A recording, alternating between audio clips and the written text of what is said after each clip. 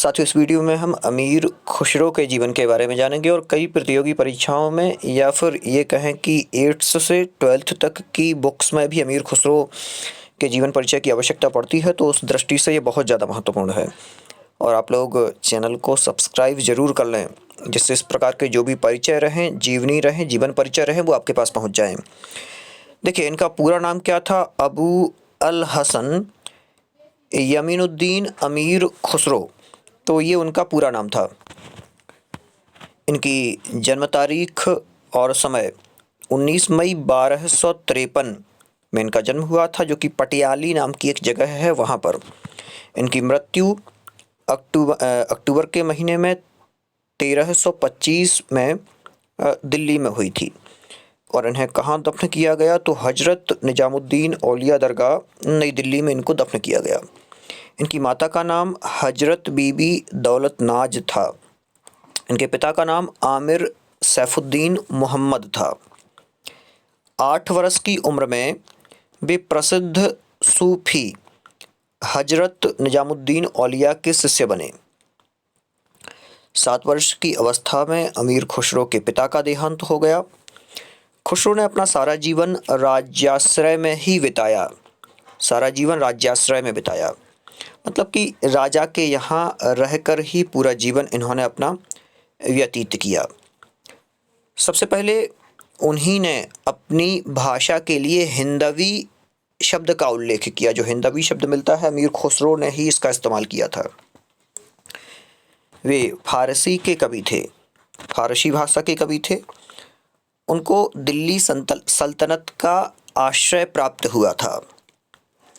राज दरबार में रहते हुए भी खुसरो हमेशा कवि, कलाकार, संगीतज्ञ और सैनिक ही बने रहे। अमीर खुसरो प्रथम मुस्लिम कवि थे, वो भी ये कहें कि हिंदी के, जिन्होंने हिंदी शब्दों का खुलकर प्रयोग किया था। अमीर खुसरो दहलवी ने सितार की रचना की।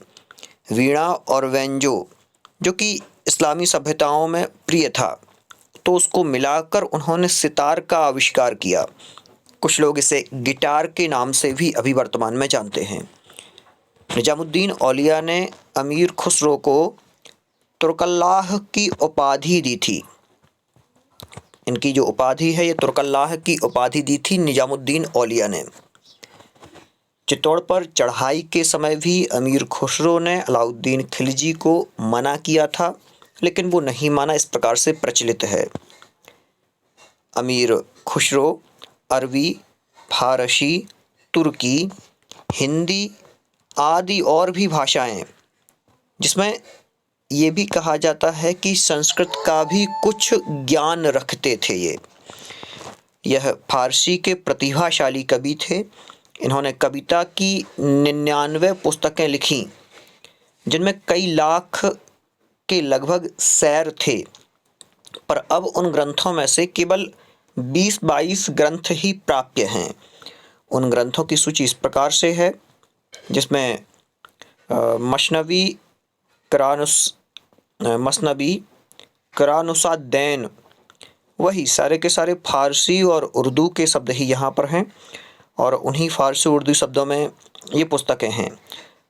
मसनवी मताउल अनवार, मसनवी सीरी व खुसरू, मसनवी लैली व मजनू, इस प्रकार से मसनवी आईना, इस प्रकार से मसनवी हस्त विहिस्त।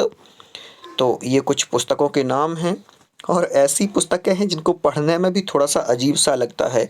मसनवी तुगलकनामा, जो शब्द अपन ने पहली बार सुने हो तो थोड़ा सा अजीब सा लगता है पढ़ने में। और खालिकवारी, मुलाक, दीवान वस्तुलहयात, तो इस प्रकार की जो ये 22 पुस्तकें हैं, ये वर्तमान में प्राप्य हैं। तो इस प्रकार से जो इनका जीवन परिचय था, एक सामान्य सा जीवन परिचय, शॉर्ट जीवन परिचय, जो कि लिखने के हिसाब से यदि कहीं पूछा जाता है और आप इतना जीवन परिचय इनका लिखते हैं, तो आराम से 1-1.5 पेज में ये जीवन परिचय पर्याप्त होता है। साथियों, इसी प्रकार के अन्य बहुत सारे जीवन परिचय आपको वीडियो की प्लेलिस्ट में मिल जाएंगे। आप लोग वहां पर जा कर के और उन जीवन परिचय को देख सकते हैं। बहुत बहुत धन्यवाद।